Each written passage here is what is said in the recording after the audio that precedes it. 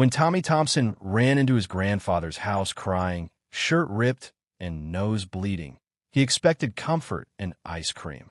Instead, retired Staff Sergeant Robert Thompson knelt down, looked him in the eyes, and said 6 words that would change everything. "Son, it's time you learned how." What happened next would turn a frightened boy into someone bullies would think twice about targeting. 8-year-old Tommy stood in the doorway, tears streaming down his face, his Superman backpack hanging from one broken strap. His grandfather Robert, a man of 65 with silver hair and the straight posture that never left career soldiers, assessed the situation with the same calm he'd once used in combat zones. "Come here, Tommy," Robert said gently, guiding his grandson to the kitchen sink. As he cleaned the blood from the boy's nose, he noticed the defensive way Tommy flinched at sudden movements, the way he kept glancing toward the door as if expecting another attack. "Tell me what happened," Robert said, his voice steady but warm. "Jake Morrison and his friends cornered me by the bike racks," Tommy whispered. "They said I was a baby for bringing my lunch in a Superman lunchbox. When I tried to walk away, Jake pushed me down and kicked dirt in my face." Robert's jaw tightened almost imperceptibly. This wasn't the first incident. For weeks, Tommy had been coming home with torn clothes, missing homework, and an increasingly fearful demeanor that reminded Robert of soldiers suffering from prolonged stress.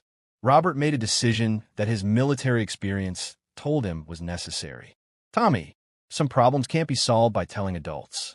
Some situations require you to stand up for yourself. I'm going to teach you how." "You mean fighting?" Tommy asked, eyes wide. "I mean defending yourself. There's a difference. Fighting is what bullies do. They hurt people who can't hurt them back. Self-defense is what warriors do. They protect themselves and others who need protection." Over the next hour, in the privacy of Robert's backyard, the old soldier began teaching his grandson lessons that weren't part of any school curriculum. "First rule," Robert said, "is that we never start fights. We only finish them. The goal isn't to hurt anyone. It's to make them decide you're not worth bothering." He showed Tommy how to stand, balanced, confident, ready but not aggressive. "Bullies are like wolves, son. They can sense fear. When you carry yourself like someone who won't be pushed around, most of them will find easier targets." Tommy tried to mirror his grandfather's stance, wobbling slightly but determined. "Good. Now, if someone puts their hands on you, you have the right to defend yourself. But you need to know how to do it safely." Robert demonstrated basic defensive moves: how to break free from a grab, how to create distance, how to position himself near adults or exits. Nothing fancy, nothing that could seriously injure another child, but techniques that would surprise an aggressor and give Tommy time to get help. "Most importantly," Robert said, "you never use these skills to be mean to others. The strongest people protect the weak, they don't pick on them." They practiced for an hour, Robert patiently correcting Tommy's form while building his confidence. When they finished, Tommy stood straighter than he had in weeks. You can let it control you, or you can use it to make you stronger and more careful. The next morning, Robert insisted on driving Tommy to school. As they approached Lincoln Elementary, Robert noticed his grandson's shoulders tense. "Remember what we practiced?" Robert said quietly. "Walk tall, look people in the eyes, and don't go looking for trouble. But if trouble finds you, I know what to do," Tommy said. And for the first time in weeks, he sounded like he meant it. Robert watched his grandson walk into the school building with something that had been missing for too long: confidence. The test came 3 days later. Tommy was at his locker when Jake Morrison approached with his usual smirk and 2 friends flanking him like backup. "Hey, baby Thompson," Jake said loudly enough for other students to hear. "Nice haircut. Did your mommy cut it with a bowl?" Tommy felt the familiar flutter of fear in his stomach. But this time something else was there too. His grandfather's voice reminding him that bullies were like wolves looking for easy prey.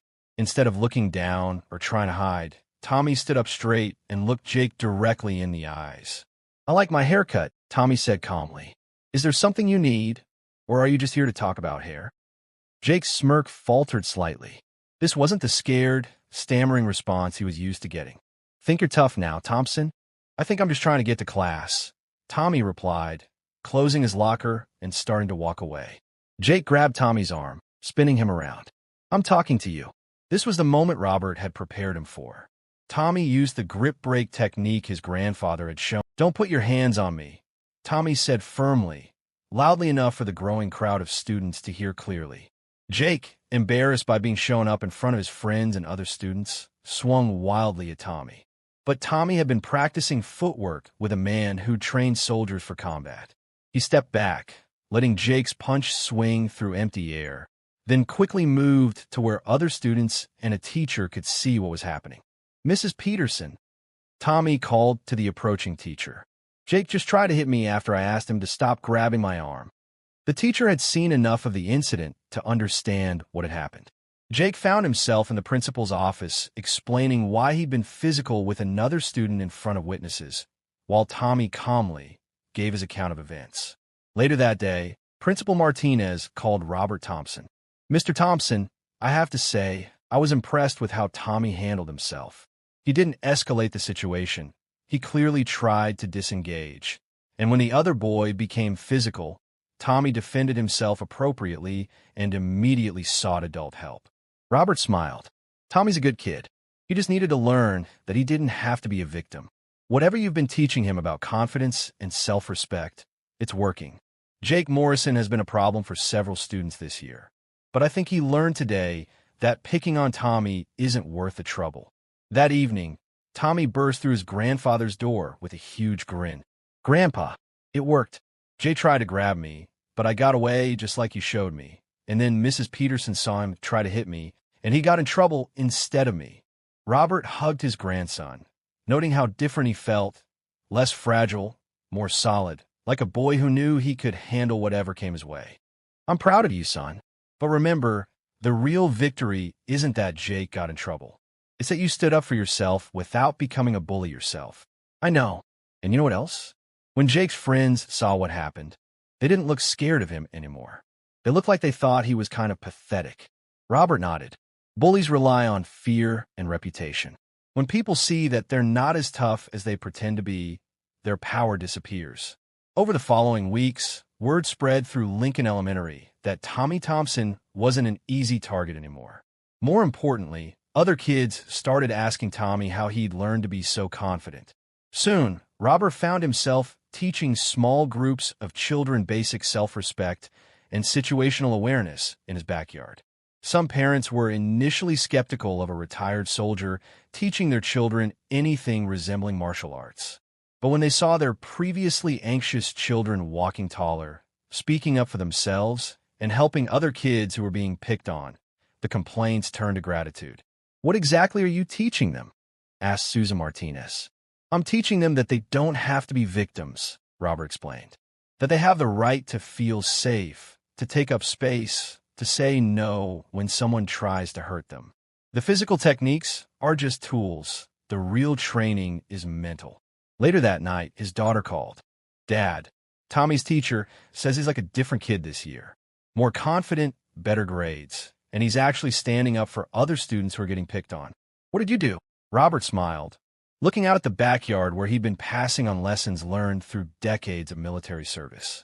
"I just reminded him that Thompson men don't back down from bullies," he said, "and that the strongest people use their strength to protect others." That weekend, Robert officially started what he called confidence training in his backyard.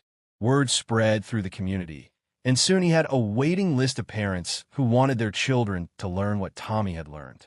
The training wasn't about creating fighters. It was about creating kids who wouldn't be victims. Children who understood that they had value, that they deserved respect, and that they could stand up for themselves and others without becoming bullies themselves. Months later, at Tommy's school award ceremony, Robert watched with pride as his grandson received a citizenship award for helping other students feel safe and included.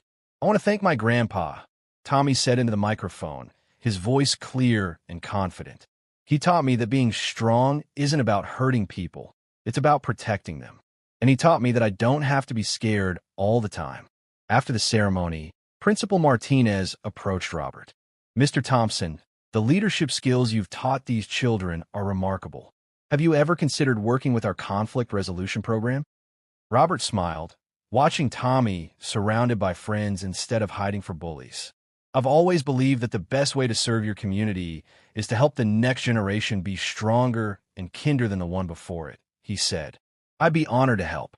That night, as Tommy helped his grandfather put away the training equipment they'd use for the evening's lesson, he asked the question that had been on his mind for weeks. Grandpa, why did you really decide to teach me to fight back? Robert paused, considering his answer carefully.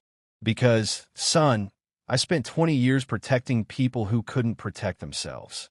When I saw you hurting and afraid, every instinct I had told me to teach you to protect yourself. But more than that, I wanted you to learn that you're worth protecting. Tommy nodded thoughtfully. And now I can help protect other kids too. Now you can help protect other kids too, Robert agreed.